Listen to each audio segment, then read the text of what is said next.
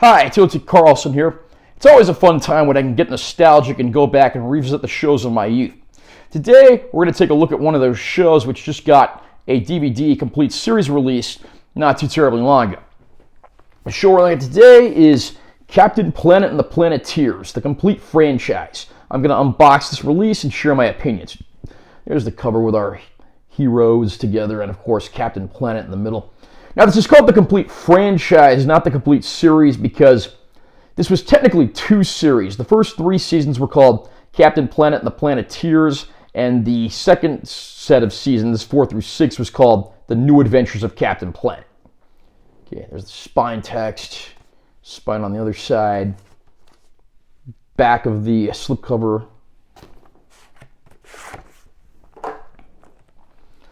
Underneath the slipcover, the artwork is pretty much the same. When we first opened the case up, we actually have a promo flyer here for the Captain Planet Foundation, which is a charitable foundation that actually does still exist and operate. In the front cover, we have seasons 1, 2, and 3 episodes listed. Sadly, it doesn't tell you specifically which episode is on which disc, so you sort of have to try and guess or just look it up. And then all the season 1 episodes are on green discs. Season 2 is on red discs. Season 3 is on, I guess it's sort of a gold color discs. And then you get season 4 on blue discs. This is where New Adventures of Captain Planet begins. You get orange discs for season 5. And then the 6th and final season is on a lighter blue discs. And then the latter few seasons here, there's the episode list. Meet the Planeteers. 5 courageous teens from all over the world are brought together to embody the power of the elements and protect the planet. With their powers magnified, the Planeteers can summon Captain Planet to help because saving our planet is the thing to do. Captain Planet, the complete franchise, features the voice talents of Martin Sheen, Meg Ryan, Whoopi Goldberg, LeVar Burton, and many more. When I was a kid, I watched Captain Planet pretty heavily. I was certainly into a lot of cartoons as a kid. And Captain Planet, of course, was a little different because it was a show that tried to raise awareness of environmental and worldwide issues. I have no doubt that this show, trying to promote these issues and featuring a multi-ethnic cast, would be bashed and called woke if it came out today. But in all honesty, I think this was a very well done show, and in some ways was certainly ahead of its time. Of course, the basic plot revolves around Gaia, the spirit of the Earth, who recruits 5 teenagers to become her Planeteers to help protect the planet from a growing ensemble of villains who represent many of the dangers to the world. The team consists of Kwame from Africa, who has the power of Earth, Wheeler from North America with the power of fire, Linka from Eastern Europe, who has the power of wind, Guy from Asia, who has the power of water, and Mati from South America, who has the power of heart. If they're ever in a situation they can't finish on their own, they can use their powers, combining them to summon Captain Planet, who will help them fight. But when Captain Planet is present, of course, they're unable to use their rings or powers during that time. Of course, there is a pretty wide ensemble of villains who represents the various dangers to the planet. These include villains like Luton Plunder, Sly Sludge, Dr. Blight, Verminous Scum, Hoggish Greedly, and Duke Nukem. No, not that Duke Nukem. But we do see a lot of interesting villain team-ups and various plots that address some issues that, of course, are still relevant even over 30 years later. And one thing about Captain Planet that set it apart was the show wasn't afraid to tackle some darker issues as well. I mean, there's an episode near the end of the series that actually deals with the issue of animal abuse. There's episodes earlier on in the series run that revolve around the issue of overpopulation. There's an episode that actually revolves around drug addiction, and a character actually does die as a result of this, which is pretty edgy for children's cartoons 30 plus years ago. And there's even an episode that deals with HIV and AIDS. I mean, these are things that you certainly wouldn't expect to find on children's TV, but I do admire the writers of the show for not being afraid to be a little edgy and get their point across as needed. The show, of course, was based on an idea by media mogul Ted Turner, and it was developed by a pretty talented cast of writers. And of course, there's a great voice cast as well, including many celebrity guests. I mean, the main cast even included, Whoopi Goldberg voicing Gaia, the spirit of the Earth, who was later replaced by Margot Kidder in the later seasons. And then, LeVar Burton, who of course was also on Star Trek The Next Generation and the host of Reading Rainbow as the voice of Kwame from Africa with the power of Earth, who's probably what you'd consider the team leader.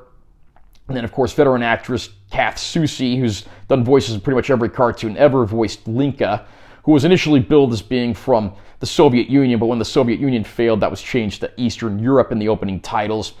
And the villain ensemble is pretty diverse, too. I mean, there are a ton of guest stars on this show. I mean, you have everyone from, John Ratzenberger and Martin Sheen to Sting.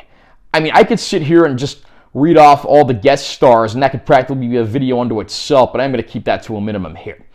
The show is not perfect. Sometimes the animation is a little cheap, and there are some mistakes, and there are obvious limitations to what the show could do, but for its time, it was actually quite involving, quite edgy, and of course, me as a young child, I was quite entertained by this without realizing at the time that I was also being educated to an extent.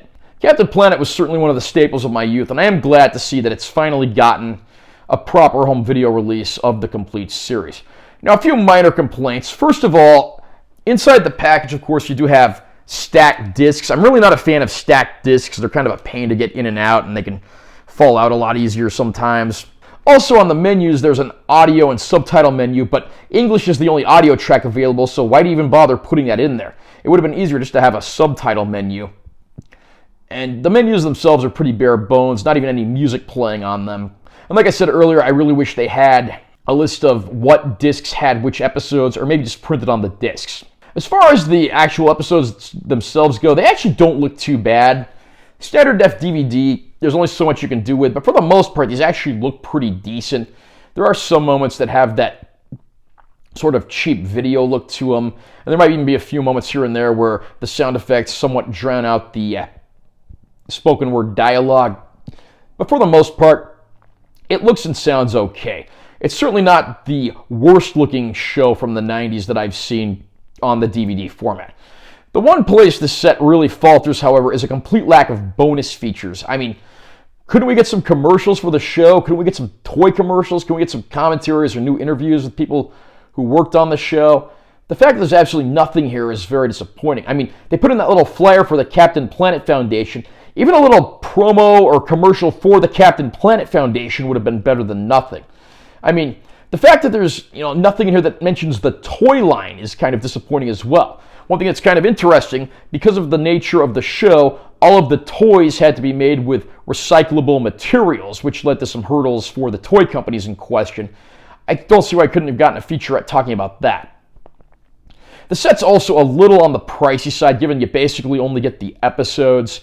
But I have to say that I certainly did enjoy watching Captain Planet again. It was one of the hallmarks of my youth, and this was certainly the nostalgia boom that I needed to see. I can definitely give this set a pretty solid recommendation. Just be warned about the lack of bonus features, and I probably would wait for the price to go down on this one, again, just due to the lack of bonuses. How about you? Did you grow up with Captain Planet? Have you purchased this DVD set? What did you think?